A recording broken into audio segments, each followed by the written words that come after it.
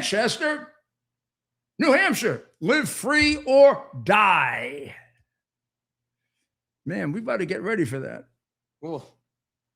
Discipline, not necessary reality. Discipline.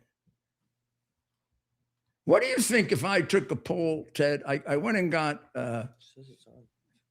who's the best pollster? Favorito? Tony Fabrizio. He's Fabrizio. Good. We like Fabrizio. He's good. He's a lot of people think he's number one. I don't know. I think there are 3 or 4 others too.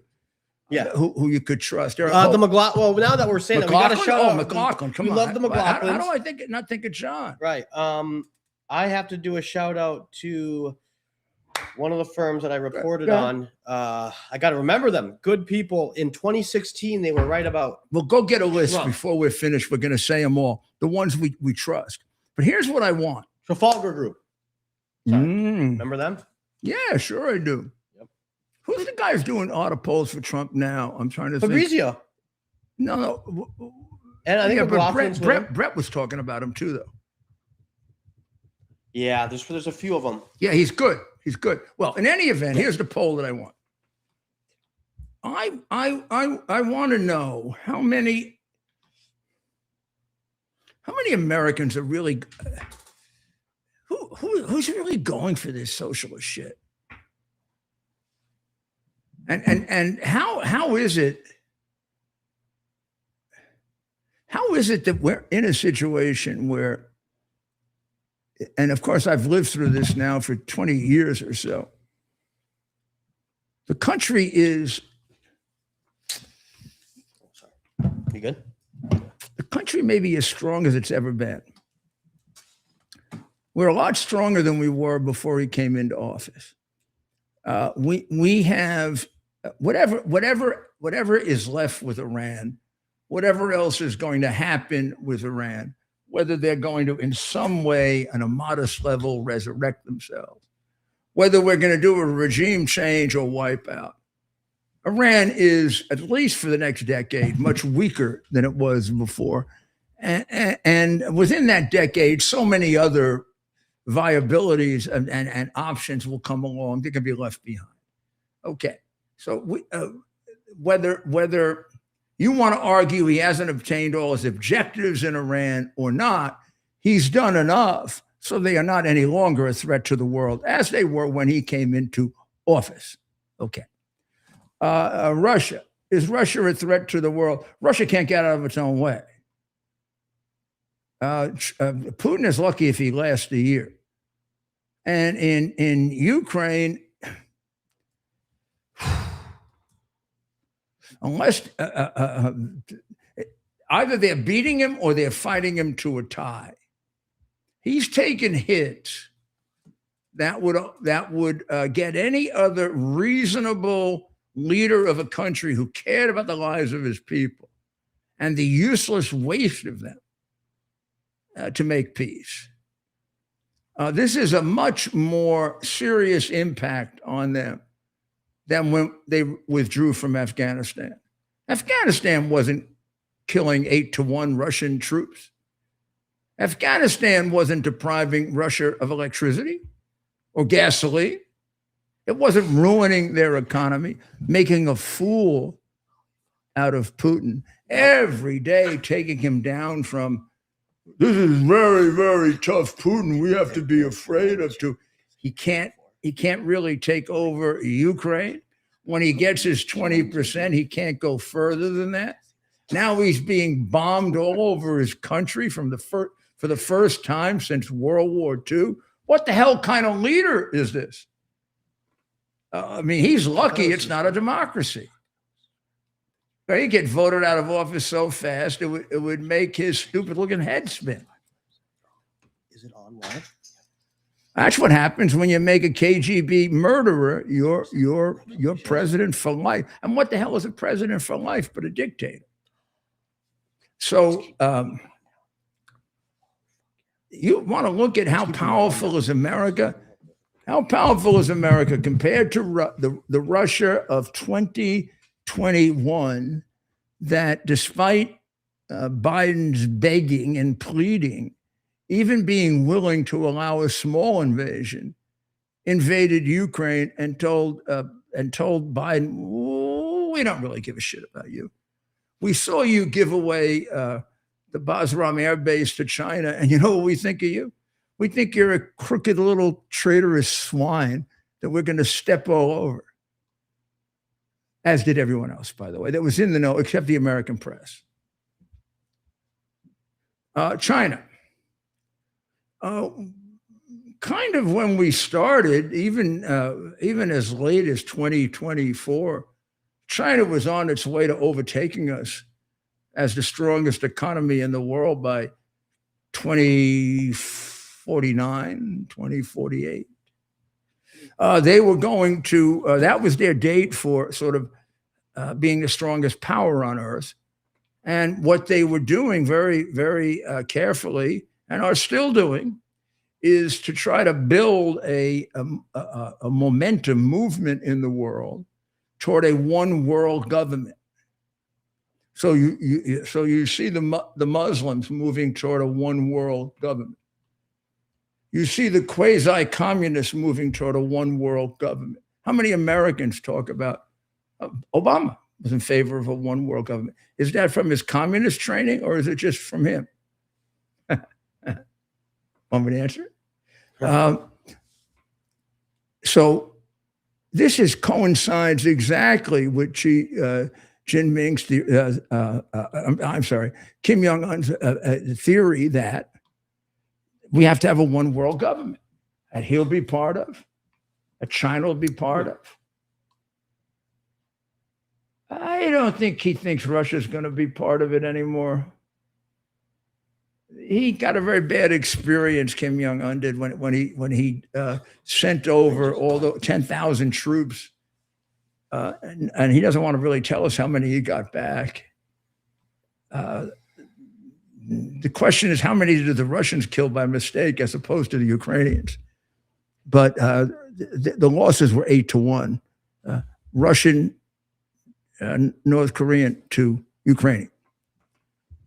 So for all of the garbage we got going on, we're in about as strong a position as we've ever been in this world. And our economy is doing great. But we have a Democrat Party that doesn't care about America more. They care about themselves more, and they lie. Every year it gets worse, and they become more decrepit, more dishonorable, and more immoral. So one of the top on my list is the moron senator from Atlanta named Ossoff.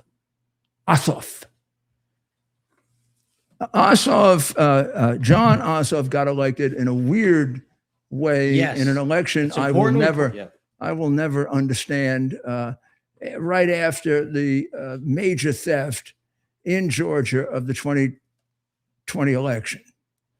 And nobody went and fixed it before they went to his election. If he's the legitimate winner, I can't say he isn't. I can't say I 100% accept him as the winner, but that doesn't matter. I accept him as a jerk-off senator. He's been a senator now for almost 6 years. He's a theater kid. What's the Ossoff bill?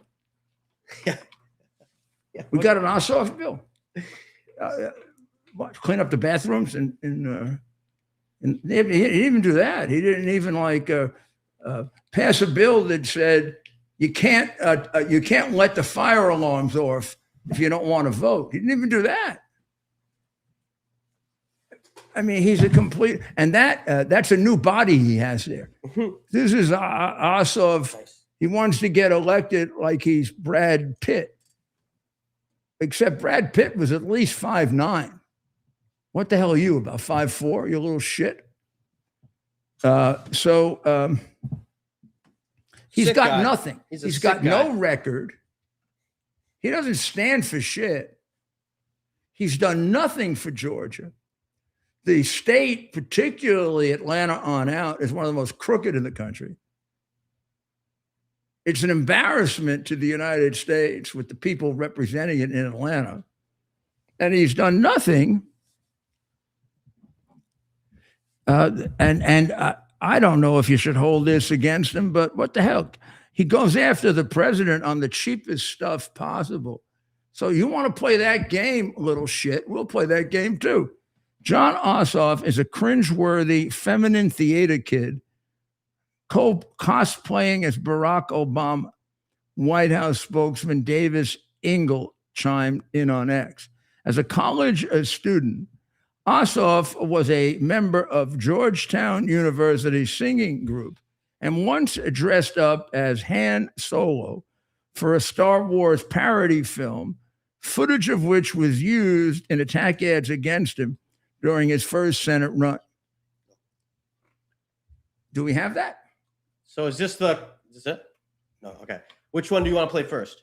Play anyone. I don't care. Is this Ossoff? This is Okay, awesome. this is Ossoff. Well, my big thing, Mayor, I want to hit him for the joke against Well, that. come on, do whatever you want. Okay, sorry, I just didn't know if that was But yeah, you have a perfect right to chime in anytime you want. okay. But let's do this one first, if we can. This is it. I need you to communicate. Despicable. I just look at this and About lying a nation into war.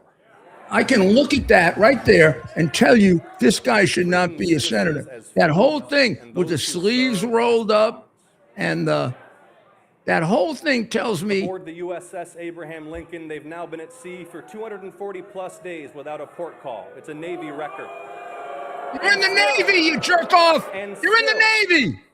And still they serve with excellence.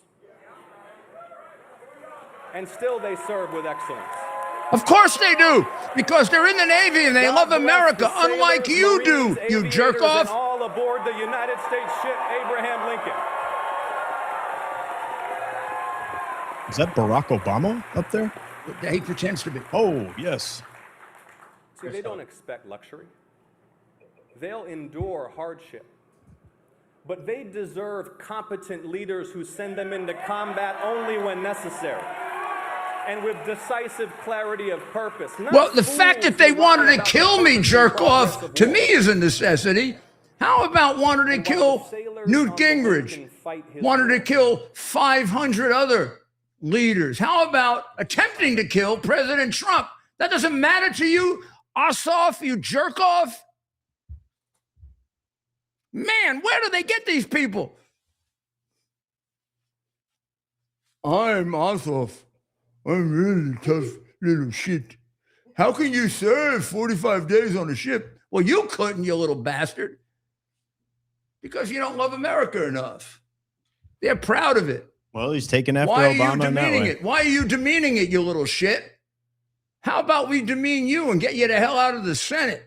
Georgia, what's wrong with you? You were a love America state. This guy doesn't love America. He's in love with himself. Just look at him. He's in love with himself. Not America. Not you, Georgia. Look, he's posing. And you have to you have to indulge me now. What do you think? Is it pretty close? Pee Wee Herman? Oh, the president called him Pee Wee Herman. Absolutely. It's close, right? Yeah. Pee Wee looks a little more honest. Pee Wee looks like he would tell you what he really thought. This guy looks like a complete jerk off. Trump refers to him as Pee Wee Herman. Trump's selections of characterizations for people are ingenious. The only difference between Pee Wee Herman and Ossoff is Pee Wee Herman was an intelligent man. Exactly. Yeah. And I don't know if this one was Trump's, but Winnie the Pooh and Xi Jinping, they're spitting images of each other. What? Winnie the Pooh and Xi Jinping. Oh, you like Winnie the Pooh? He looks exactly like him if you really look at it. We'll show you later in the show. Yeah, if we can get him to do that. So let's take a look at how Secretary Haig said an American patriot dealt with this.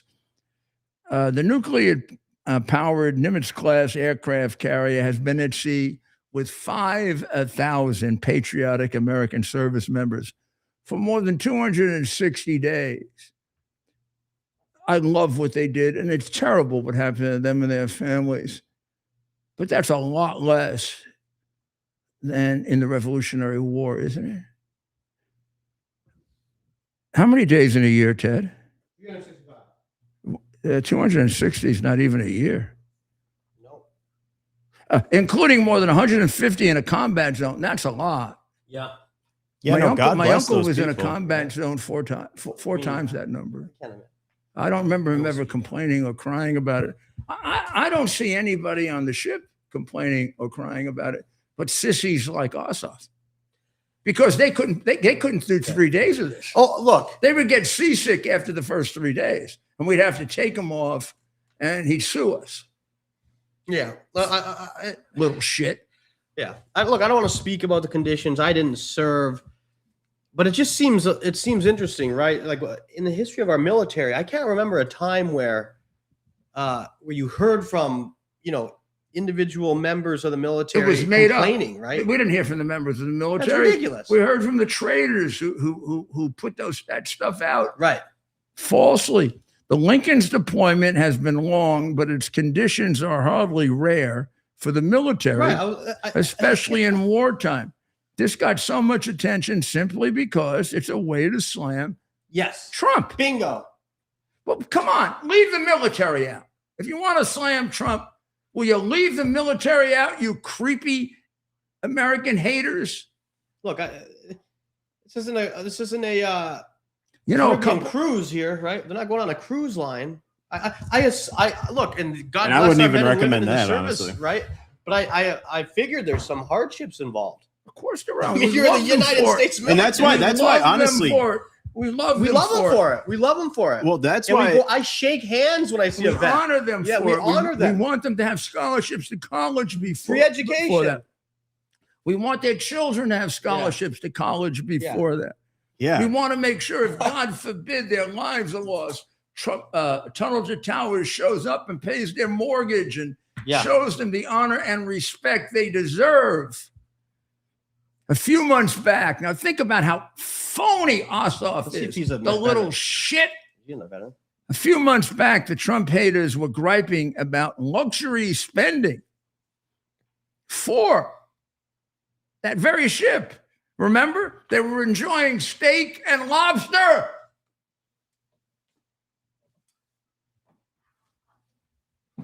Big articles. He didn't Wasting serve. money on steak and lobster. He did not serve. I don't want to hear a word from him on Hegg said, conditions. Hegg said now Hegg said was feeding them too much. Now he's not feeding them enough.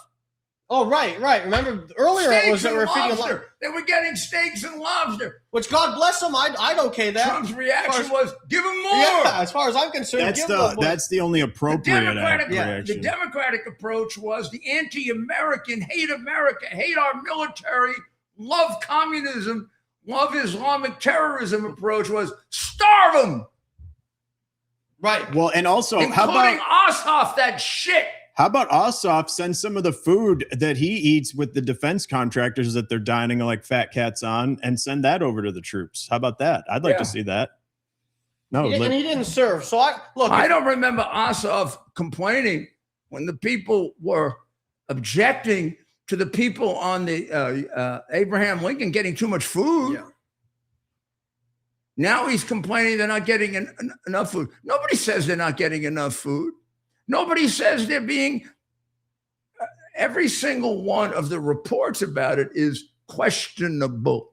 Oh, The statistics show there are no suicides on that ship. That the testing they do for suicide ideation is low rather than high, because they're motivated. Now, I don't know where their reports come from, but I sure want to look at it. This may be as good as climate change. Now, Hake said's not feeding them well enough. The Navy reports the Lincoln has not seen an increase in suicidal ideations or attempts aboard the ship. CENTCOM Chief Brad Cooper, who I would take 100 times over phony Ossoff, says issues related to food, hot water, and other concerns raised months ago have been addressed by leadership and resolved. The crew is tired. But they continue to fire on all cylinders. And the USS George Washington, any better name for that, huh? Washington didn't go through more than that, is on its way to relieve the Lincoln, which will soon be home. Well, I'll say this, as a person of hunger, I'll just say I'm lobbying for the best food for our military. Like, I think that, like, if there's anything that I can advocate for, I think they should be eating some of the best meals right, and having clear mental focus and being able to accomplish the mission. That's like what Maha's all about. That's what Hegseth's all about. Let's get them good food. These people use every excuse to attack America and to attack Trump. It's the same thing. Attack America and attack Trump, because Trump has quite successfully attached himself to the best interests of the United States. They have virtually admitted in the way they attack that Trump has done more than most American presidents, a complete consistency between his views and the best interests of the United States. I mean, it's disgusting to see what they're doing.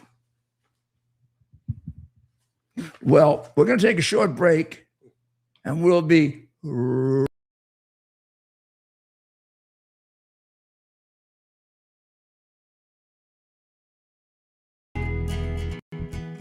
here we are, pretty much at the beginning of the process here at this pristine, I call it a laboratory. It's not like a factory, it's like a hospital. This is the beginning of the process for roasting. Deep grain, very good quality. Most people don't use this quality. We deal with small farmers because they like to know who we're dealing with. They give us the highest quality, all organic, non-GMO.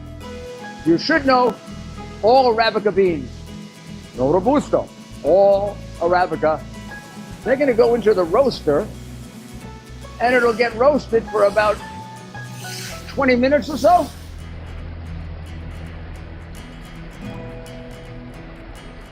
Oh my goodness, look at these. My goodness.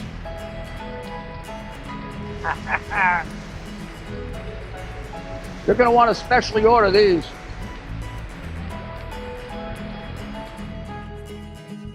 This is what goes into Rudy's coffee. Tunnels to Towers Foundation honors America's greatest heroes. Heroes like the dedicated public servant Josh Bischoff. Josh began his firefighting career as a volunteer and quickly rose through the ranks to become CAL FIRE's assistant chief of tactical air operations. Josh was driven by a deep sense of purpose and a passion for serving others.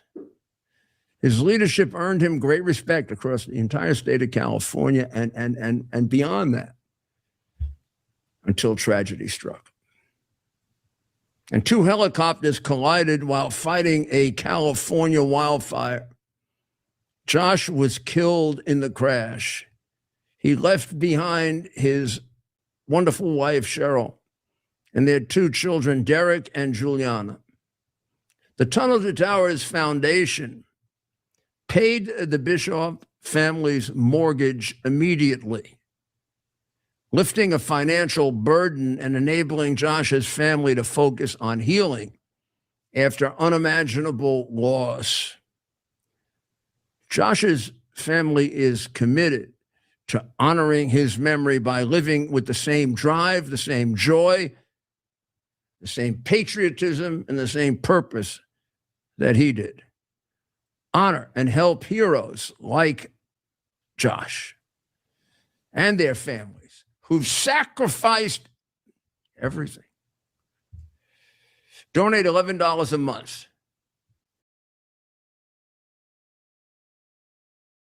Are you ready for some action? Action. I'm ready for action. Get the Elite TV plan only through the portal, 218 channels, and it's only $69.95 a month, Wow. including your free portal. That's cheaper than everyone else. Your favorite sports, movies, news, Wow. even daytime dramas. We're talking about ESPN, OAN, Newsmax, Wow. channels you can't get anymore in certain areas. Compared to the competition, this is a way better deal. Endless selection. Not to mention all the free music channels. There's over 700 premium and classic movies all ready to go. Wow. Plus, they got catch-up TV that allows you to go back and watch what you've missed or want to watch again. Cut your cable in half and get twice as much for free. Way more channels for half the cost. After the first year, the subscription then drops to $57.95 monthly, Wow. where you change or upgrade anytime. Go to QUXNow.com and get yours today. Use promo code RUDY. Act fast. These deals are selling out.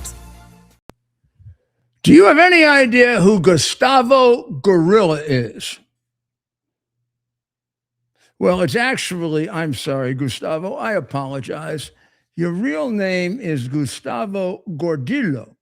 You're 38 years old. You're a completely useless piece of whatever. And you are, like Hassan Piker, one of the heroes of DSA. You're a socialist DSA chairperson, very close to the mayor of New York. What the hell is his name? Iman Zoltan. Mandani? Iman. Zoran. Don't mess with the Zoran. Oh, Zoran Mandani. I thought it was Iman. But what's the full name? Do we have the full? Mambupi. What? Mambupi? Mambupi? Remember we called him that during the election? Oh, I don't know. Well, it's Zoran Mandani.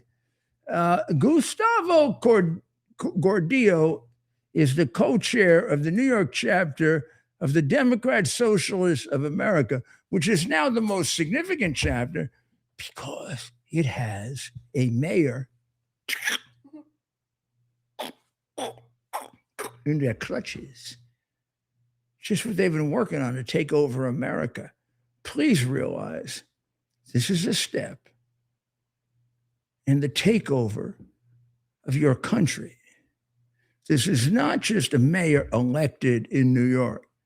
This is a step, and a pretty big one, in the takeover of your country. Not one that can't be reversed yet.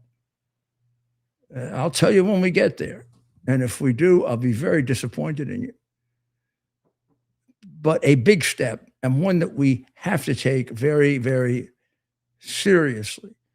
Gustavo Gordillo is a 38-year-old co-chair of the New York I guess it's the New York chapter of the Democrat Socialists of America. Now, remember, the Democrat Socialists of America have a program. Don't lose the program. They just put it out. If they're clear about it, we should be clear about it. They want to do away with the United States Supreme Court. They want to do away with the United States Senate. They want to do away with the checks and balances within the legislative branch of the government. They want to do away with the presidency and states' rights. Now, it would be a lot easier if they just said, we want to establish a Soviet Chinese style dictatorship in the United States. But that's what they want to do. Addition and subtraction get you there, huh? So they are attacking the fundamental government concept of government we have in the United States. The concept of government that Abraham Lincoln said, an agreement with which makes you an American. So if Abraham Lincoln were around today, looking at that, I don't know what it is, that tax-rich, make-believe gorilla, he would say they're not Americans. It doesn't matter what oath they took or what oath they didn't take or whether they're legal or illegal.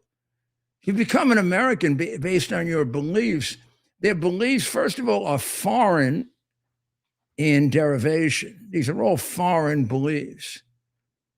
America's native belief is capitalism and a representative democracy, not Marxism, not dictatorship, not monarchy.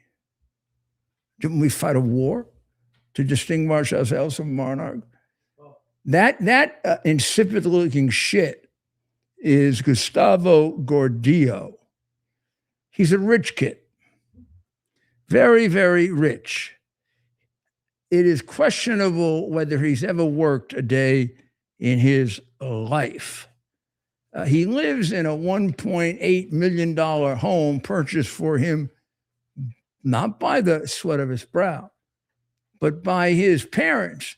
Not sure who is or what his parents are, if they're left-wing, anti-American, horrible human beings like he is. But he's really the opposite of what socialists would think of in the Marxist tradition of the bourgeoisie and the proletariat. He's a high-level member of the bourgeoisie, namely the rich people. His house, as I said, which he paid not a penny for, is worth $1.5 million. He's an immigrant from Peru. Is he legal or not? I don't know. I'm not going to say he isn't. I'm not going to say he is. But he's from Peru. He is not an American, nor does he have American values, which means we should throw them the hell out. He has a 5,000 square foot, 5-bed, 6-bathroom home. The parents are immigrants from Peru. And he may be too, I'm not sure. The parents have 2 homes, so they're really rich. They have a 5,000 square foot, 5-bed, 6-bathroom home in Boca. That's currently on the market for $3.1 million because they want to live in their $3 million home in Western Florida, which is larger and has 5 bedrooms and 7 baths. This is the way the poor people in America live, right? Democrat Socialists of America. Right. And he's in favor of a redistribution of land from landowners to the landless. Well, how about we start with your parents? Hey, Cordillo, whatever the hell your name is, why don't we grab your parents' 2 estates and give them out to all the people in Florida? Let's chop them up. Let's start with that, shithead.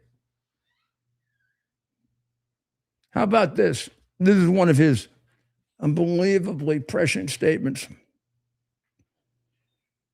Maybe this should be on his tombstone. We don't think that anybody should have the constitutional right to double-digit returns on their investment. What? You want to regulate how much money people can make? What do they call that?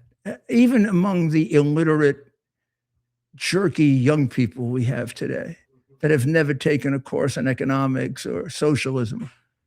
We don't think that, well, who cares what you think as to whether or not I can have a double-digit return on my investment? I have grown up for the longest time in a free country. And you don't get a right to determine if I have a double-digit return on my investment. In fact, if we did, your parents wouldn't be filthy rich and taking care of you, you useless bum. Since 2024, he used to be a member of the IBEW Local 3 because, I don't know, he was going to do some kind of work, but he never got through the program. So now he doesn't describe himself as a member of the IBEW Local 3 because some early on in the program, he dropped out because he's a lazy piece of shit bum. And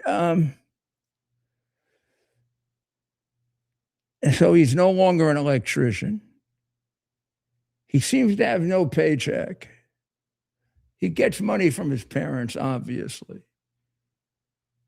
He has an art degree from Yale, which the art degree really gives him a great deal of insight into the socioeconomic status of poor people in America, right?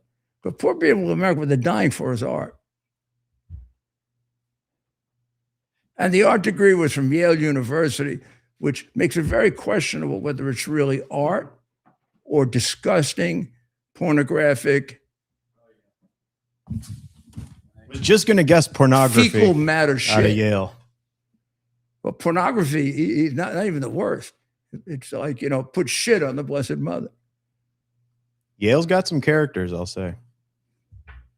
The dad had originally rented a place for him when he first came to New York for $2,600 a month. But that wasn't enough, so they bought him a $2 million mansion. And he is spouting off on economic inequality in America.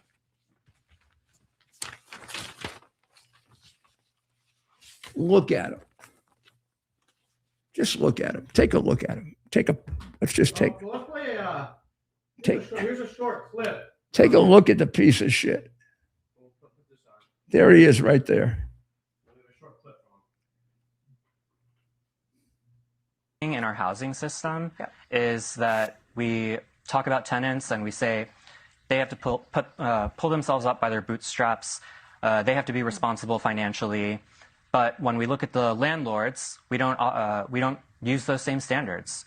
Landlords in New York have been making a 12% return on their investment on average. How much should they make? What's fair for the landlord to make if you don't like 12? They're complaining that 12 is not enough. And we don't think that anyone should have a constitutional right to double-digit returns on their investment. That's why we've implemented... No one should have a right to a double-digit return on their investment. No one has a right. That's not... What are you talking about? One's in that's not in the Constitution, but what we see is that when we implement a rent freeze, we have landlords who are... Up right there. ...crying that the government is going to put them out of business. They're trying to run a business, and... That is... I don't know how to describe to you how ignorant that is. That is the statement that someone who never went to school would make. No one has a right to a double-digit return on their investment. You want to understand America, you little shit. No one has a right to interfere with someone's double-digit return on private property. We don't regulate the return on investments. That worked in Soviet Russia.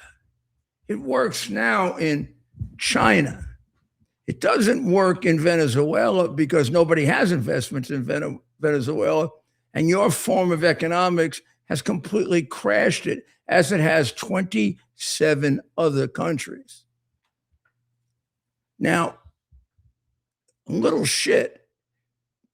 Among other things, you're a privileged little craphead, and you're stupid. You're incredibly stupid.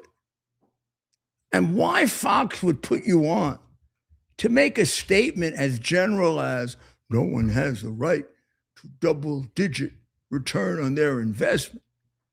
Where in God's name did you pull that out of your ass? Huh? Where did you pull that out of your ass, you little jackass? And let's look at it again. Why does she sit there and let you say it? It's like there's something legitimate about that. That's about as dumb a thing as you can say in America. We have a right to as big a return on investment as we can get because the government doesn't have control over our private property. This is what makes us different than communist dictatorships.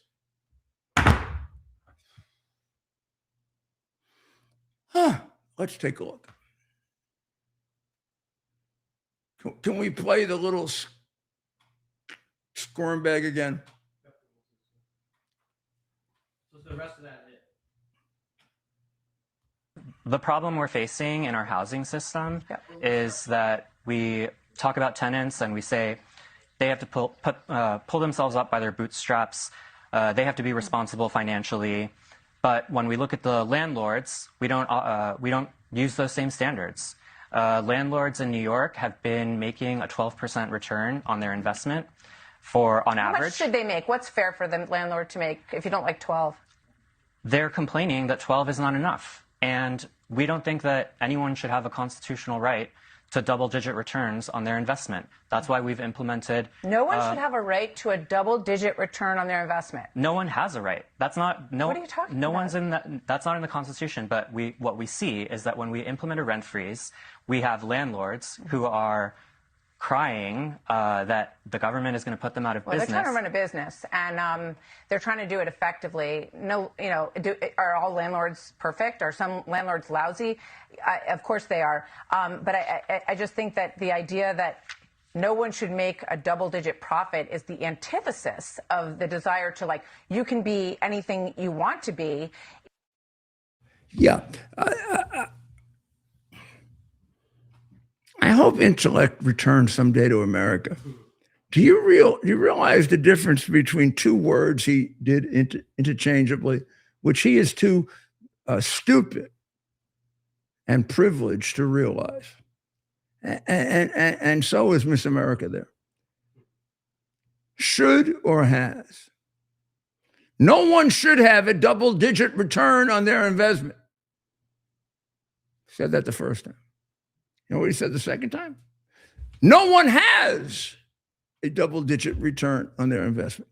So should means that he wants to make an America in which we put limits on the amount of money you can make with the investment of your money.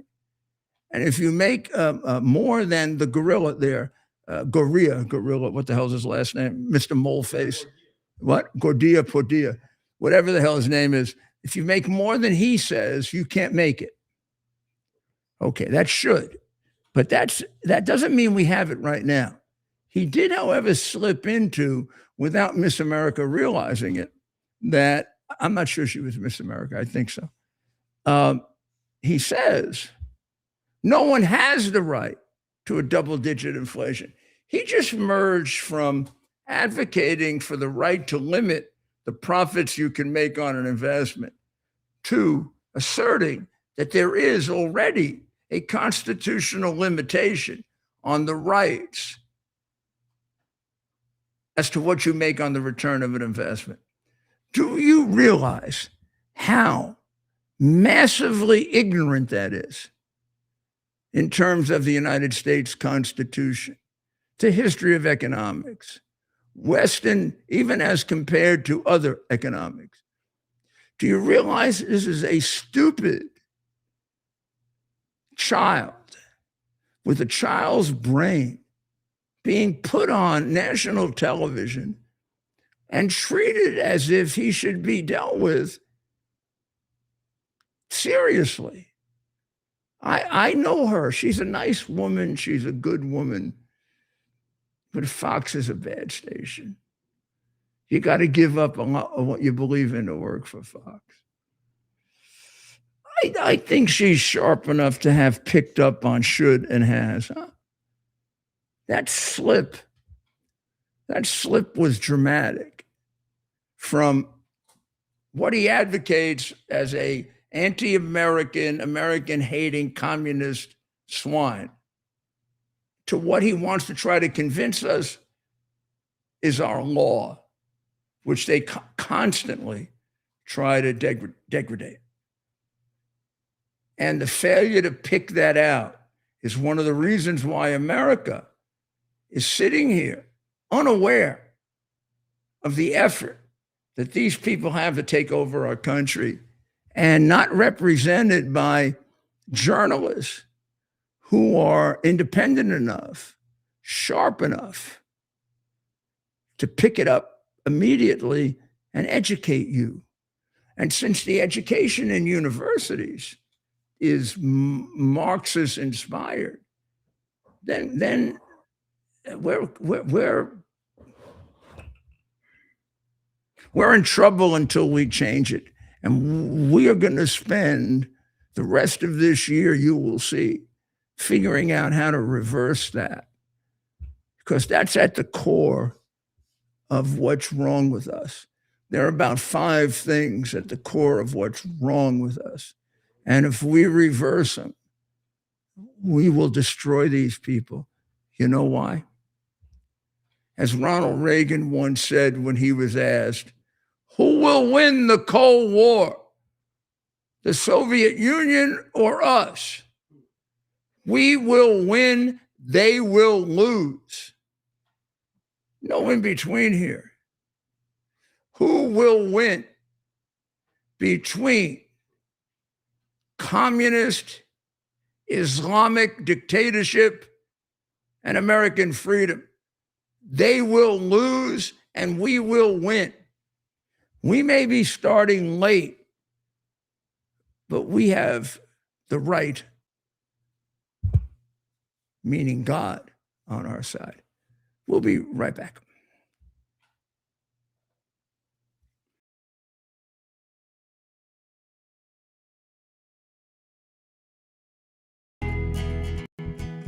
Here we are, pretty much at the beginning of the process here at this pristine, I call it a laboratory. It's not like a factory, it's like a hospital. This is the beginning of the process for roasting. Deep grain, very good quality. Most people don't use this quality. We deal with small farmers because we like to know who we're dealing with. They give us the highest quality, all organic, non-GMO. You should know all Arabica beans, no Robusto, all Arabica. They're gonna go into the roaster and it'll get roasted for about 20 minutes or so.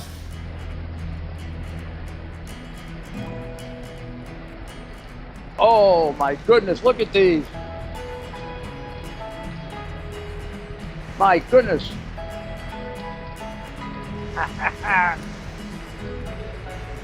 You're going to want to specially order these.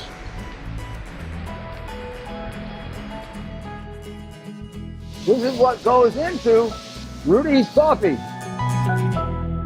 Are you ready for some action? I'm ready for action. Get the Elite TV plan only through the portal. 218 channels, and it's only $69.95 a month, Wow. including your free portal. That's cheaper than everyone else. Your favorite sports, movies, news, Wow. even daytime dramas. We're talking about ESPN, OAN, Newsmax, Wow. channels you can't get anymore in certain areas. Compared to the competition, this is a way better deal. Endless selection. Not to mention all the free music channels. There's over 700 premium and classic movies all ready to go. Wow. Plus, they got catch-up TV that allows you to go back and watch what you've missed or want to watch again. Cut your cable in half and get twice as much for free. Way more channels for half the cost. After the first year, the subscription then drops to $57.95 monthly, Wow. where you change or upgrade anytime. Go to QUXNow.com and get yours today. Use promo code RUDY. Act fast.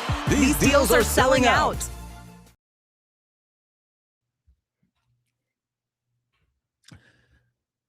I don't know, ladies and gentlemen, you are, of course, back on America's Mayor Live. But I don't know how often I can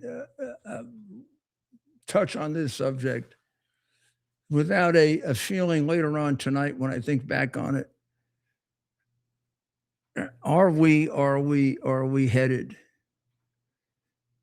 in a direction not exactly the same as Nazi Germany, but are we headed in a direction somewhat like that?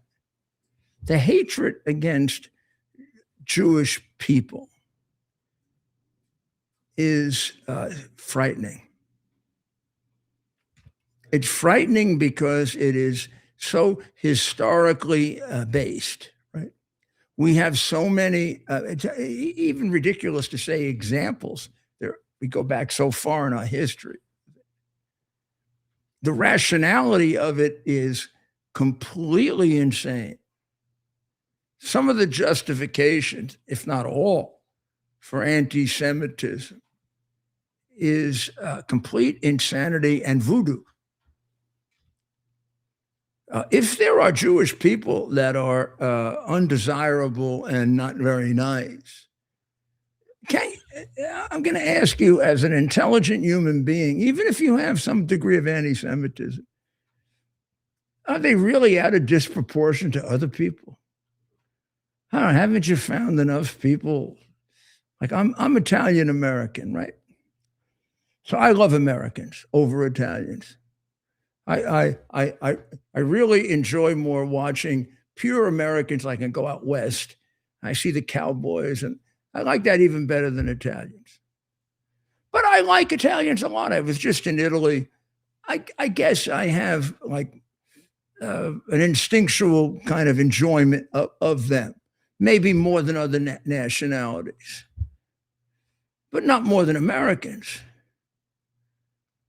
I can see why the Italians left Italy in droves to become American instead. I can see why the Irish did it. I can see why the Germans did it. I can see why the Jews did it. Now we've reversed that, right? So when we look at, and I hate to use Dearborn, Michigan all the time because Ted comes from Michigan. We look at Dearborn, Michigan. I never remember that in the Irish neighborhoods of New York or the Italian neighborhoods of New York or the German neighborhoods of New York. Or yeah, they had Italian restaurants and they had Italian festivals and they had Irish festivals and Irish bars and Irish this and Irish that. They almost always had American flags right out there, right next to the Irish flag, right next to the Italian flag, right next to the German flag. I look at Dearborn, Michigan, man, only American flag I can often see is one burning. So we have to fix this. And to fix it, we have to have the courage to confront it. And so far, we haven't demonstrated that. We're beginning to. But here we have an election coming up in Michigan, right? And I have my two friends here from Michigan who are experts on it. Aren't the Republicans there afraid to confront it? To confront radical Islam? In part because they get some kind of vote out of that. Well, that's the one thing too, right? And like people have neighbors, and the Muslim community is largely socially conservative, and often they are business owners, and they are integrated into the broader community at large. What are they going to do with Fayed, the traitor? Well, that's what we're thinking. Well, look, Mike Rogers is a strong candidate. We got a great candidate. I don't want that. I want to focus on, very simply, do the people of Michigan understand the threat of the extreme Muslims wanting to take them over? I don't think so. And is that going to reflect itself in the vote between Fayed and Mike Rogers? So what I think there's two different things we have to do here, Mayor. We have to accomplish, right? We have to speak truth and expose the extreme elements of this religion and why it's incompatible with our values in America. On the other hand, we want to help. We got to get Mike Rogers elected. I think the longer term, if you want to call it a fight, or the longer term objective here is to expose the radical elements and why this is such a danger to the country. That might be that might take a little bit longer than the 100-day. That's very wise. Right, sprint we have. Yeah. I think that's very wise. But I would actually say though, does that make sense? A lot. It makes a lot of sense because here's what the trap I was setting up. There's not enough time to educate you on where they're taking you. And if we did that, we would frighten away enough voters that we could elect Syed, whatever the hell his name is. Because we have this law. So we have to play with the cards we've been dealt right now. And we got to play with them effectively. And maybe we can push that a little, but we can't push it too far. Well, and we'll say that was probably a little too esoteric for people to get, but I think what we're saying is we have to try to get as many Muslim votes as we can get. Yes. Realizing, as you do, Steve, that a lot of the Muslims are anti-Muslim, Muslim religion. Well, it's just not the main part of their identity potentially. Right. They're Orthodox or actual Catholics. Chaldeans. Yeah, upwards of 60% of those that hail from the Middle East in Michigan are in fact Christian, are non-Muslim. Exactly. And then back to the point about whether or not the people realize it, I think that there is a good contingent of people that are waking up to it and making that known. But you're right. People are afraid of being called Islamophobic, and they actually have friends that are Muslims as well. And they're not exposed to like the other side of the religion that you talk about so much, right? They only see them at like the community center and baking amazing food and things like that. So I guess that is an education job. You know, I get a lot of criticism for being anti-Muslim. I'm very pro-Muslim. I held up the major memorial for September 11, which was held at Yankee Stadium after September 11, so that a Muslim imam could return and pray with us. And because I did not want it to exclude the Muslim religion. This is an extraordinarily difficult issue to talk about, or may I say teach about, because both sides want to take what you say, stop it in the middle, and then take it to the extreme. So if I say, as President Bush said, the Islamic religion is a religion of peace, there's an argument for that. There is a portion of the Islamic religion that has walled itself off against some of the ancient parts of the Quran so that they conduct themselves peacefully and humanely and in a civilized way. It makes up the majority of Muslims writ large, meaning there are a lot of Muslims of all different kinds. You got them in Asia, you got them in Africa, you got them in the Middle East, you got them in America, you got them in Australia. That's maybe, I'm giving you a guess here, 2/3 to 3/4. Put that aside. Now, there are a group of Muslims, not insignificant, of large enough proportions to be a danger to much of the world, who subscribe to a literal interpretation of the Quran and the Hadith that is barbaric. And they are in control of some major areas of power, like the government of Iran, like the terrorist groups, like the groups that occasionally take control of Egypt, the Muslim Brotherhood, like a lot of the ne'er-do-well, airhead, stupid American youngsters who have no idea of the history I'm talking about because they're too damn lazy to read it. And it is a clear and present danger to our future. So this is a very hard thing to. So right now, between now and November, we got a singular race that's really important, right? Right.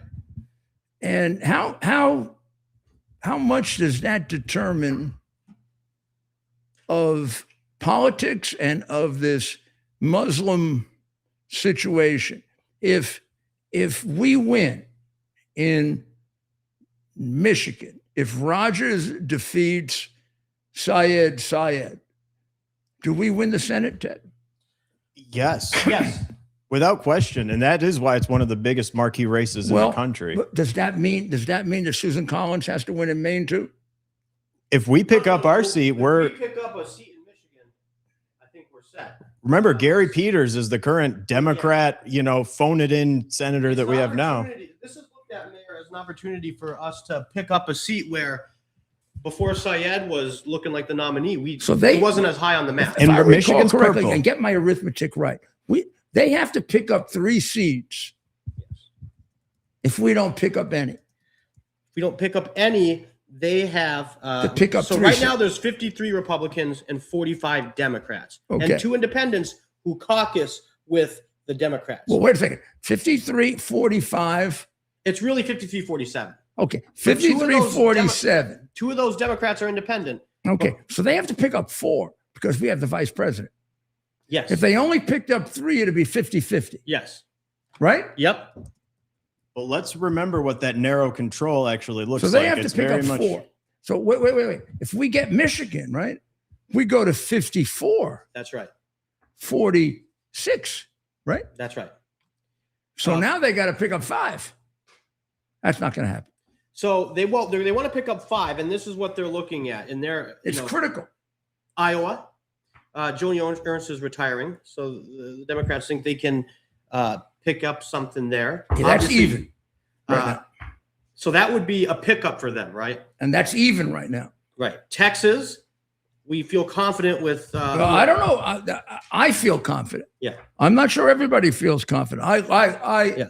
You have no idea how much I admire him. Mhm. I'm unusual because I worked with him in 2020, and the man was the most loyal American Trump supporter that he's the guy who brought the case against the other states because they were all cheating, which was absolutely right. That the Supreme Court, they were pissing in their diapers over it.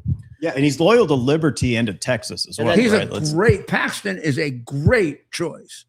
Paxton will fight like crazy to make a real America, but okay. And it's Texas. So But that's I do- Texas. So those are 2 current R's. But I do think both Iowa and Texas right now are a little questionable. But go ahead. Georgia, of course, Ossoff. We just we heard from Pee Wee. Was it Pee Wee Herman? Pee Wee Herman It's too young for Pee Wee Herman reference. against who?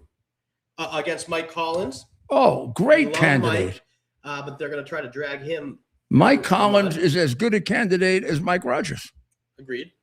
North Carolina, again, so this is another Republican, quote unquote Republican Tom Tillis. Exactly. I'm actually kind of happy about that one. Who's leaving, but the Democrats feel good about their. Yeah, we're happy about it, but the problem is the Democrats have. Show my handsome guy so I get some women on here. And let's think about what's They don't been come out for happening. me. They come out for these guys. Think You about don't what's know the stuff I get. I don't Can you think get so. me a I don't date? think Can you so. get me a date? I Stop. don't think the best so. wingman Hey, in hey, wait, America. wait, Right wait. here, the best wingman. You want to get Stop that Ossoff shit with that.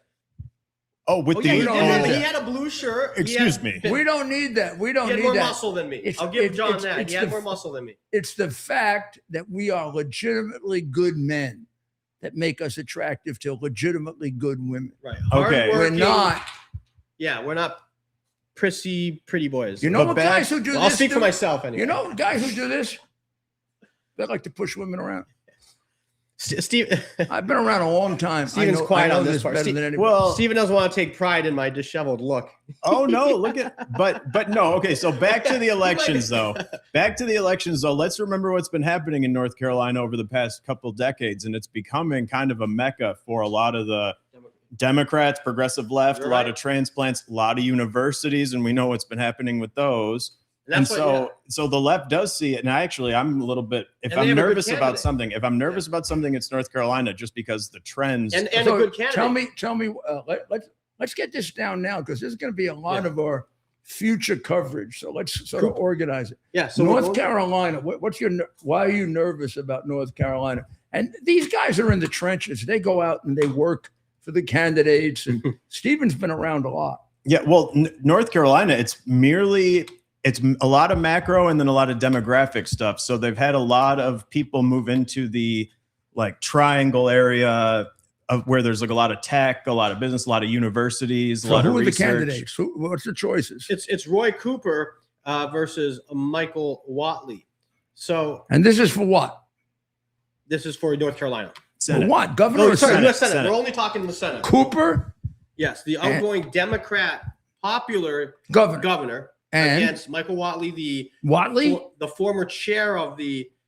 Oh, he was RNC. good. We like I He's know good Michael people. Watley. He's a friend of mine. He's good. He's people. good. Look, I do the same thing. But as he's Mr. not- Watley. You know, he was I'm with not a great sure team. He was Wat- with Trump, right? Like, he was But I'm chair- not sure Watley's a can. I mean, He's a I like him political a lot, operator. but He's I a don't know him. political- I don't know him as a candidate. Cooper's a good He's candidate. good.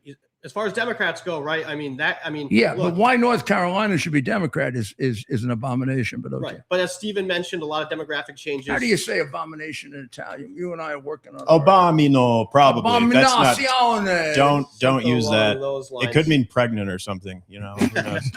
Ohio.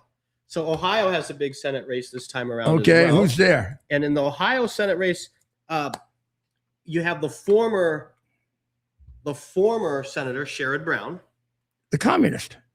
That's right. And then you have John Husted, Republican John Husted. John Husted is the, Or is it Husted? Husted. Yeah, John Husted, who was appointed right when J.D. Vance assumed the vice presidency.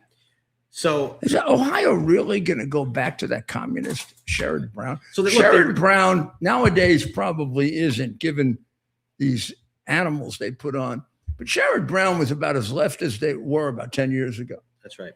Well, look at how far that is actually one of the biggest trends that we've seen this. Maybe that's an argument for them. They're becoming the socialist left. It is becoming the party that is today the Democrat Party isn't recognized by the old Democrats. The thing we're going to have to examine, we're going to go into, I'm listing these because we have to go into these. But let's go into this is no, not now, but this is going to be our work.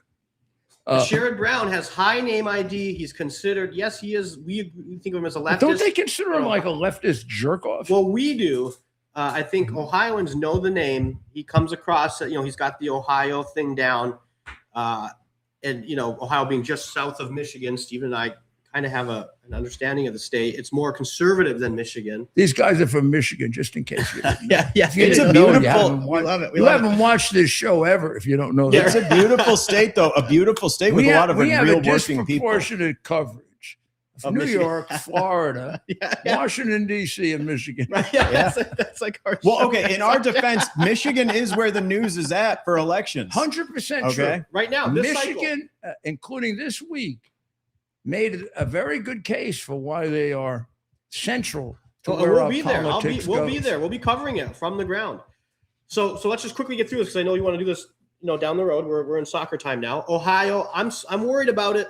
We have a great gubernatorial candidate, Vivek Ramaswamy. The Democrats are running Amy Acton. Well, now, how is our hero doing? Because you and I both have this great affection for Vivek, right? Yeah, because we got to know him right away when he announced. I told you were on your radio show. No, I said, and Mayor. we're going to do something for him.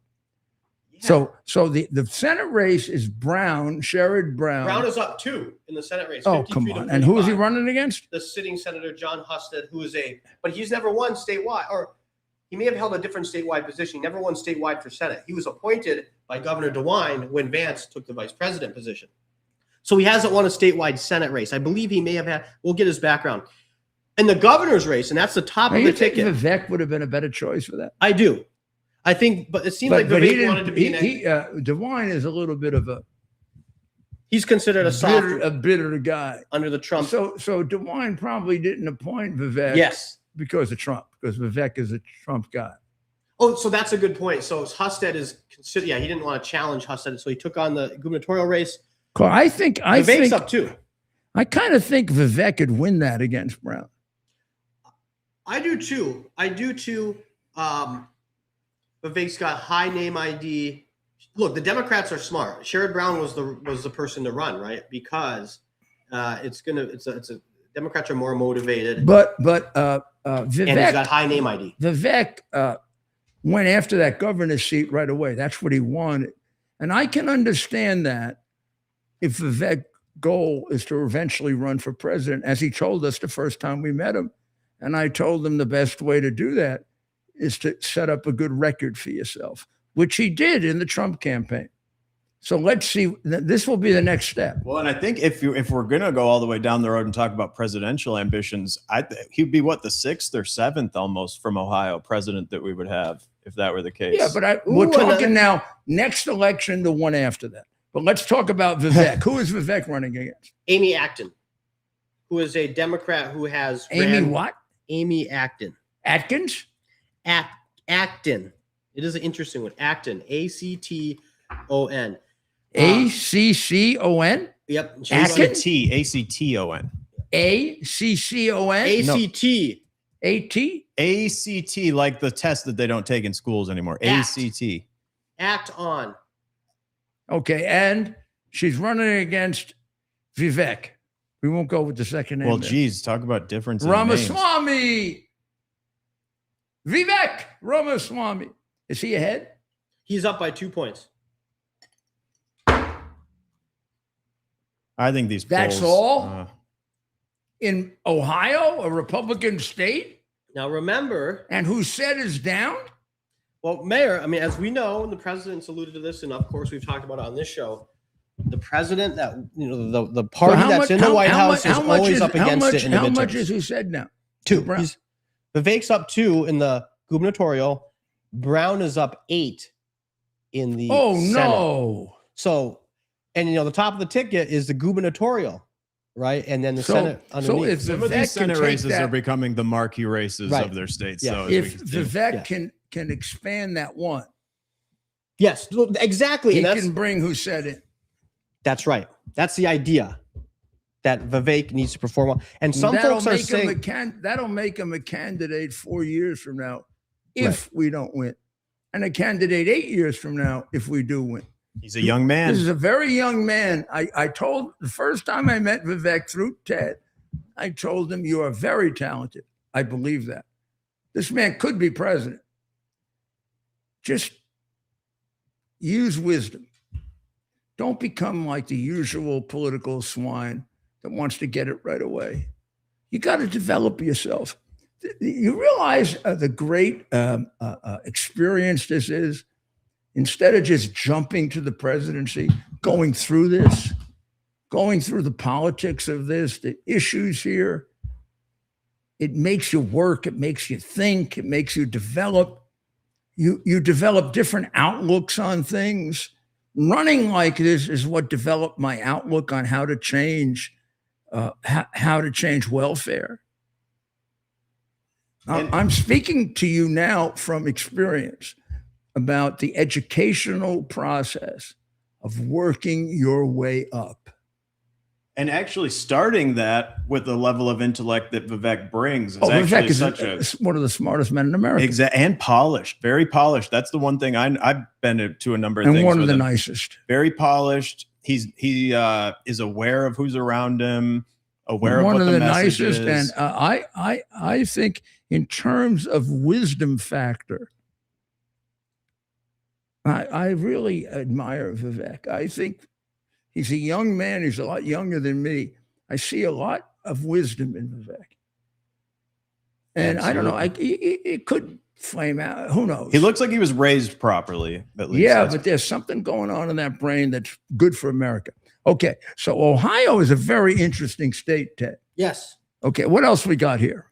So as we continue through here, again, just to go through what we've talked about, of course, we've talked about obviously Michigan. Well, Michigan. Maine. Next one I want to talk Well, about. okay, we'll go back to Michigan because it's not nothing is Talk about- obvious about what do you have Michigan. listed? Let's But just go- Maine, yeah. So now that's pretty straightforward. Troy That's- Jackson is leading the polls. I know. That's Collins or Jackson, right? Yep. And Jackson is leading the polls, but it's within the margin of error. How much? 2 points, sometimes 3 Well, on the polls. I don't know if this is always true. I always wonder what year it will change. Yeah. But every time Collins has been within 5, she's won Yep. by 8. Yep. And Troy Jackson, look, they're going to do what they can, but I think that Maine, they're going to try. The Democrats are going to spend big there. And our macro climate it's difficult, Yeah. right? Like we all have to And acknowledge our that. And we've seen his spending- ads here, and his ad's not terrible. I'll say that.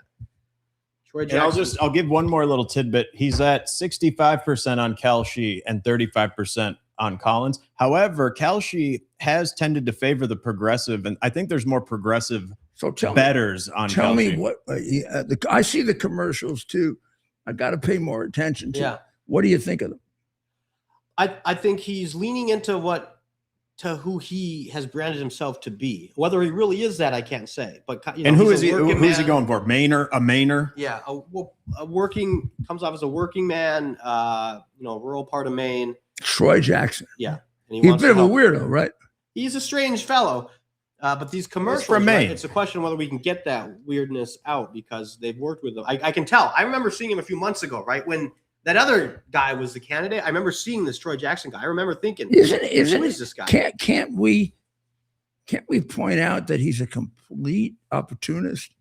He's been a Republican. He's been a moderate Democrat. Yeah. He's been a crazy wacko, way over the top Democrat. A career politician, like Yeah. an opportunist, whatever it takes to stay in office. So He's made statements that are absurd. So what was his office before? and then Senate, leader of the state Senate. Leader of the state Senate in Maine. And then the last one we And should he's talk about. he's generally known by the Democrats in Maine as a weirdo. Okay. Well, you know what? Maybe that's Yeah. Maybe The that's general, one the, in gen, his the, column general, there. the general theory on him is he's a weirdo. I don't know what that means. And the I last, do know I've Well, heard. you will find out. I promise. Okay, go ahead. last one we're talking about is Alaska. So in Alaska, the top 4 candidates, For what? the top 4 in the primary move on, no matter what party. So what are we running for here? So the primary, the top 4. For what? For Senate. Sorry, all these are Senate. We're talking about the Senate. map. Sorry. Okay. And this is a fun one too. This is a good one because you have the incumbent Senator Dan S. Sullivan running against the top Democrat is Mary Peltola, a former congresswoman.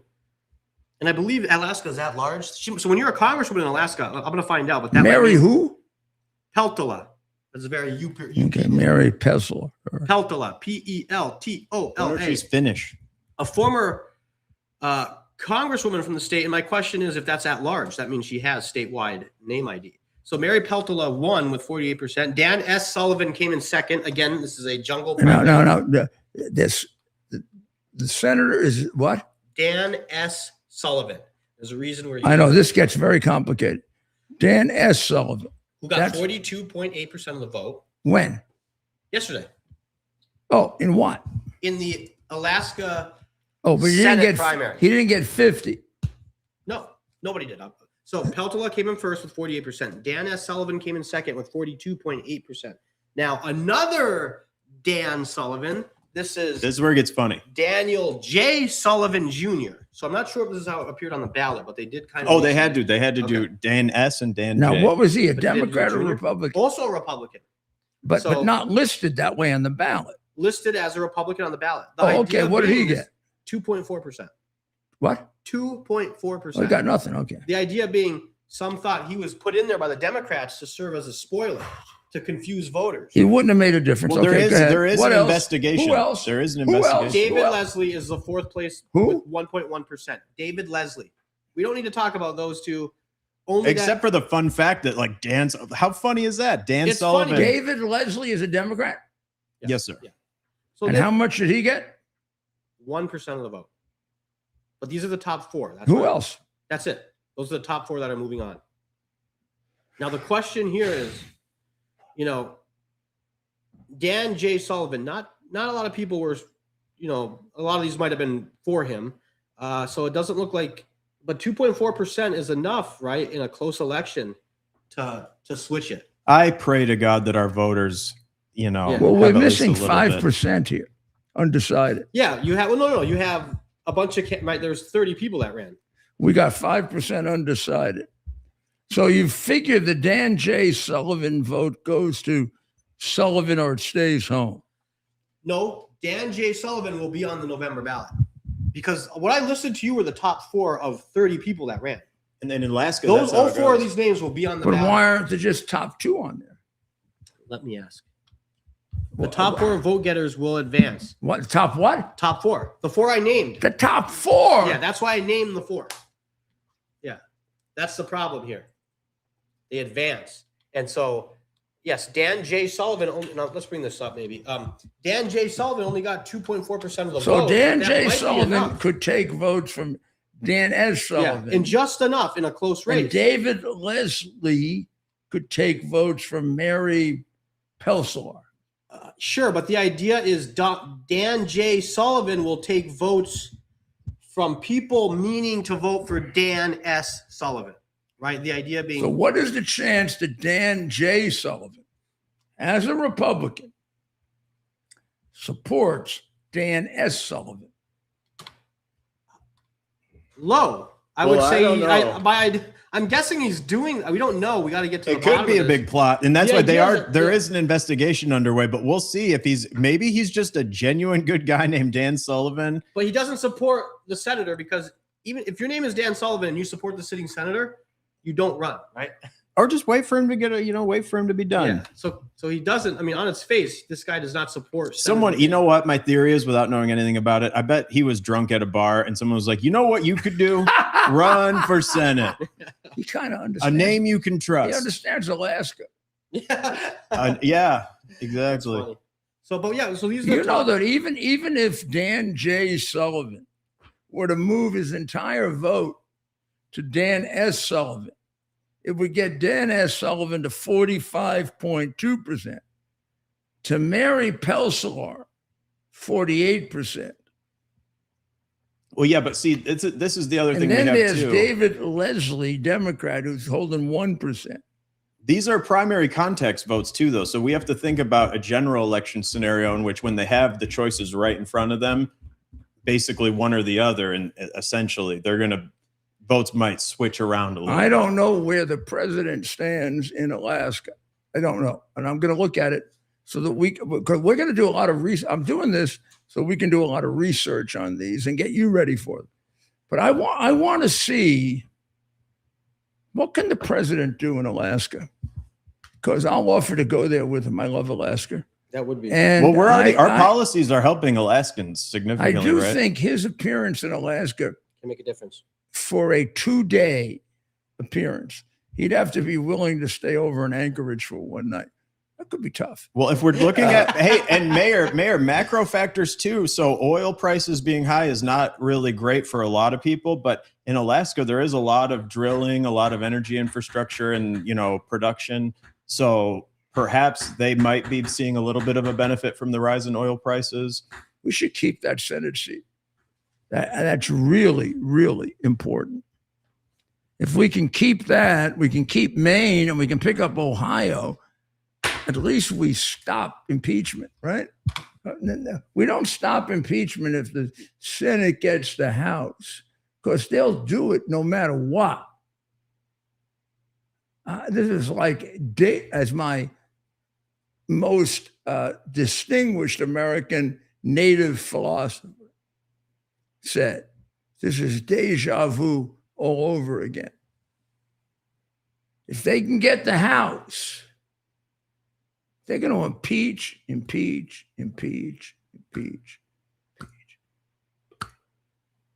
For every ridiculous theory they can come up with, or get some liar like Chiarmella to come forward, do an audio or video, then hide it like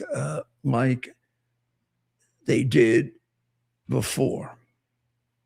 Well, there are a couple of things I want to bring to your attention, and this is a subject I want to spend more time on, so I'm introducing it so we can go into it later on in the summer or maybe into the fall. Zambia. Yes, Zambia. Can we get a map and show them where Zambia is? Yeah. Zambia President Hakainde Hichilema. Hey, I think I met him, so I think I have it right. Hakainde Hichilema, Zambia. Here we go. the pro-president leader of Africa's #2 copper producer, won a second 5-year term. A lot of allegations of fraud. I don't know which way, but he is now Mr. Hakainde Hichilema is an economist of some distinction and a rancher. He secured 6.14% of 5 million votes, well ahead of his closest rival, Brian Mundubili, who got 38%.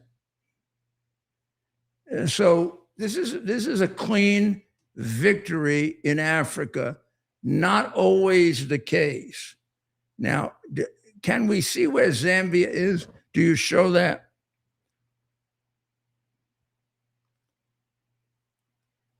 I think the Trump administration, despite all of the, black bullshit of the Democrats, understands the importance of Africa much more than the Democrats do.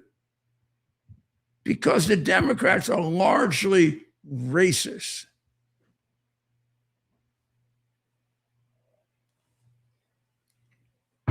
Quote me on that. The Democrats are largely racist.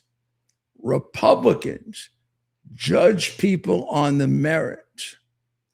And Africa, not all of Africa, but a lot of Africa, has a lot of enormously talented, productive, well-meaning, intellectually superior people. When you're ready for it, I'm going to direct you to a book that proves that. Zambia is a great example of that. This is a great victory for Africa. It elevates it. It doesn't really elevate it. It should be elevated. I mean, it elevates it to consciousness. This man is a 64-year-old economist and rancher. He secured 61.4% of the 5 million votes cast. Hichilema intends to position Zambia as a leading producer of one of the world's key critical minerals. I want you to hear that. Key critical minerals, capitalizing on increasing industrial demand. He is well respected. He's supported by international investors. And he's somebody that we can count on. So this is a great awakening to the fact that Africa is available to us.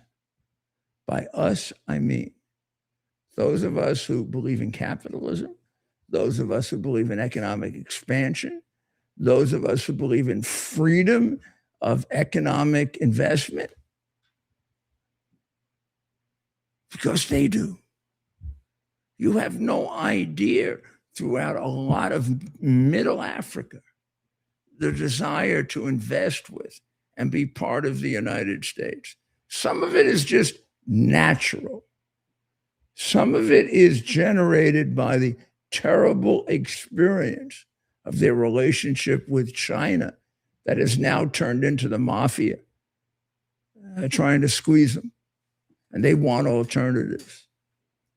What I am telling you doesn't come from a newspaper or any place else. It comes from my experience in meeting with African leaders.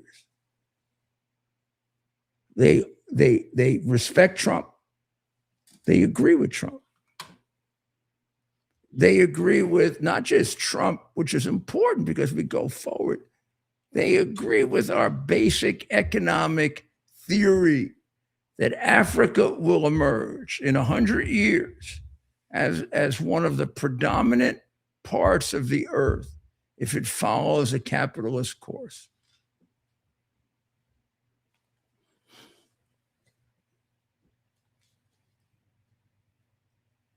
I want you to think about that because we're going to spend a lot of time on that. Okay.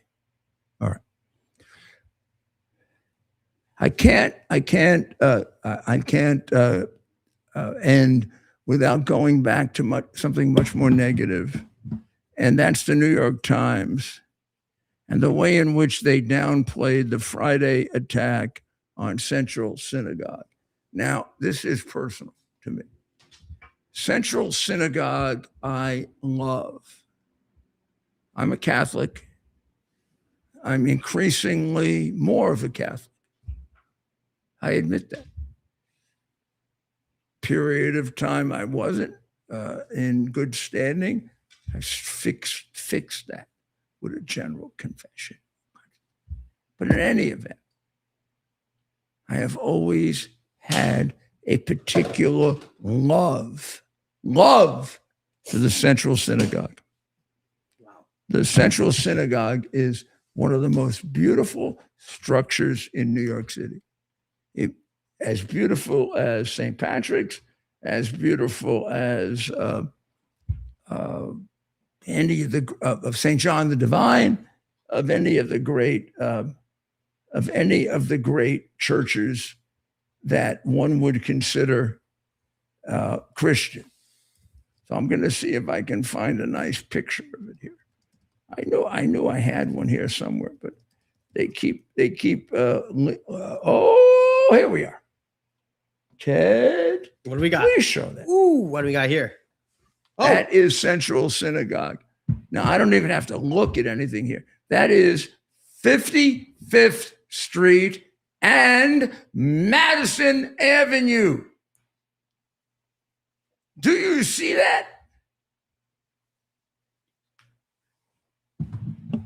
What? In the middle of Manhattan. Does it Yeah. look Oh. somewhat like Arabic? Interesting. I'm gonna go see that up close. No. You go inside that. It could be. I don't want to get any more. I don't want to get any of my good friend rabbis upset here, but this could be among the most beautiful synagogues I have ever been in. I have spoken there 10 times. Every time I did, I was inspired by what I was surrounded with. One day on a Friday in 2021, late summer, about now, I was playing golf, I believe in Queens, with my son, which I would take off. I'd take off Friday afternoons to play golf with my miraculously talented son. And then I'd work on Saturday mornings to replace it. And all of a sudden, I got a call from the golf course, which every once in a while happened. Said, Mayor, you got to come to Manhattan. There's a terrible fire on 55th Street. I don't know if they mentioned the synagogue or not. Maybe they did. I rushed there. And yes, there was a terrible fire here. If you look up in the top of it here, up in the top. Look, I had nothing to do with saving it, but I was there and I got the fire chief to explain to me, and then Tom got there. Tom Van Essen, my fire commissioner. I got him to explain how they could save a lot of it if they sacrificed the upper part here. Then it would be easier to rebuild it.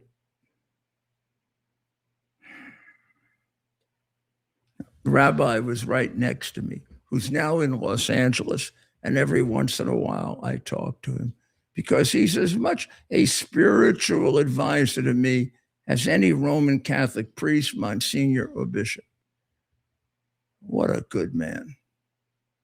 And he agreed. But he was in New York then.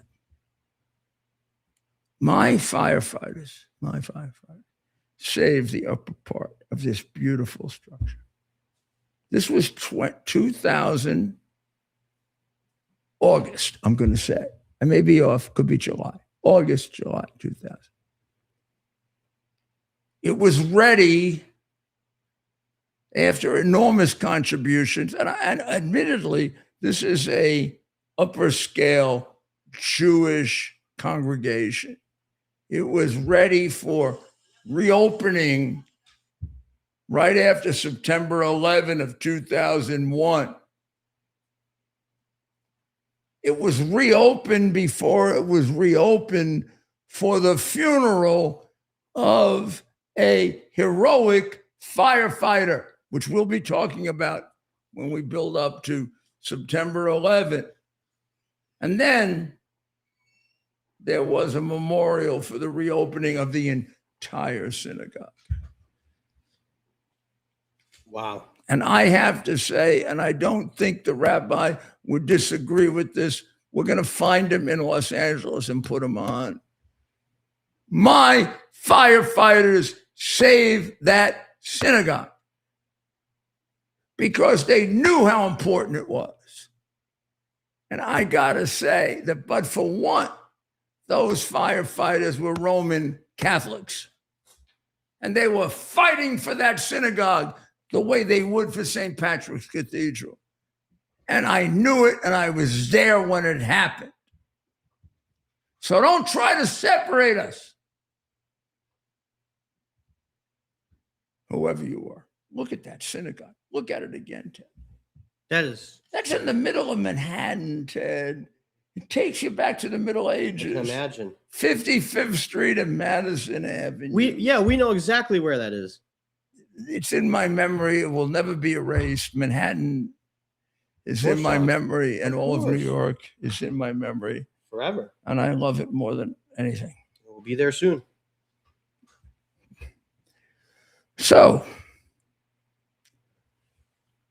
I want to point out that on Friday night last, there was an attack at that beautiful synagogue.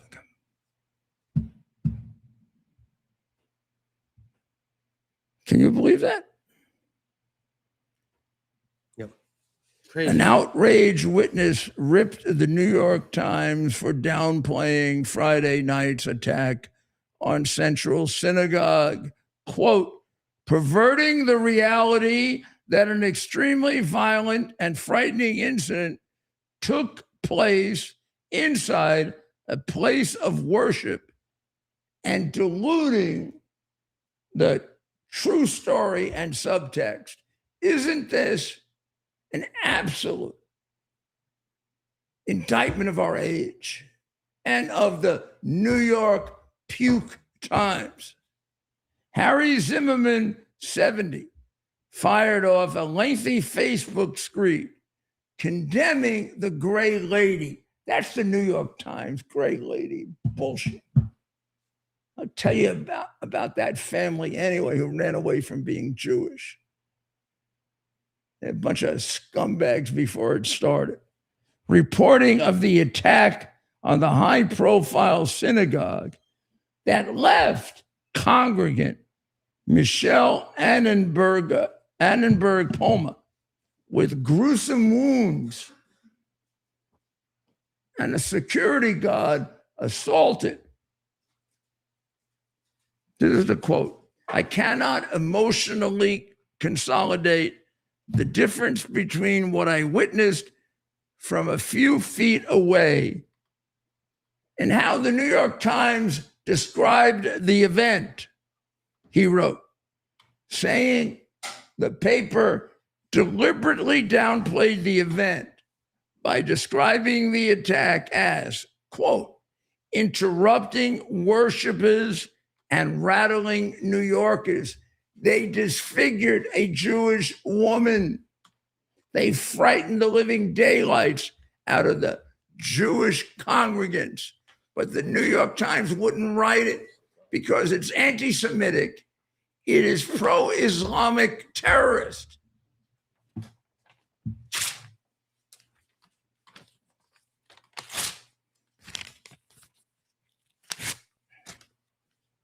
Please, I have to read it.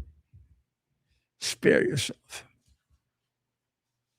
250 anti-Semitic incidents at the New York City schools in just the last quarter, more than any others by 10-1.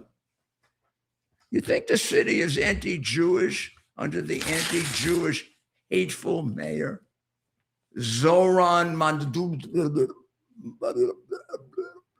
Mondani,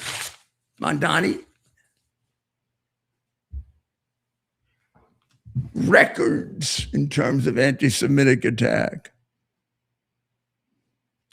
So we told you of the great possibilities with the win in Zambia of the president who wants to rid himself of China and become closer to the United States. Believe me, this is a very, very important signal. My good friend, President Trump, follow up on it. Please, please, please. So we'll conclude with Pablo Aguilar Alvarez, who is 36 years old. He was arrested by cops in Riverhead, New York, less than 2 weeks after he was convicted of his fourth DUI in 10 years. Fourth in 10 years. He's a complete repetitive drunk who's putting the lives of legitimate Americans in jeopardy, and he's an illegal alien. Finally, Bruce Blakeman, who should be our governor, turned him over to ICE, so we'll throw the son of a bitch out of the United States. Thank you, Bruce. Hokel Pokel. Why don't you go back to Buffalo and collect all the bribes that you got over the stadium, huh? All right. Well, we'll be following a lot of this stuff here. Fasting results in Florida. Well, we've got quite an agenda for the fall. We have There are two things I want to alert you to, and then we will conclude for tonight to come back tomorrow. We started a little thing about a week or two ago with Homer's Odyssey, which was a discussion of the movie, The Odyssey. So we're going to try to repeat that with the movie about Ronald Reagan and Reykjavik. Now, this is really important to me because I worked for Ronald Reagan when he did this. I went to Reykjavik. I sat at the desk. The movie is now out in theaters. If we're lucky, we're going to go see it tonight. We'll describe it tomorrow, and we'll have a little round table on it the next night. Next thing I would like to do, but I want to see your thought on this. I'd like to do a novena for September 11th. This is the 25th anniversary. I would think the most important thing we should do is pray to God that it never happens again, huh? And that our country develops the wisdom. Our country can prevent it happening again. That our country develops the wisdom to prevent it from happening again. So I'm going to be talking to you about this and how we do that and how you would like to do that over the next couple of days, okay? So thank you very, very much for joining us tonight. I know we went a lot over, and we have to make our movie time on time because we're going to see the Reagan movie. So God bless Israel. God bless Iran. God bless all the people of the United States. Because my goodness, do we need it? God bless the people of Ukraine. And most important, really, is keep keeping in your, I don't know what we would call it, thoughts or our president. You saved him for us. He's done miracles for us through you. Keep it up. We'll see you tomorrow night. Thank God for you, and God bless America. Hey.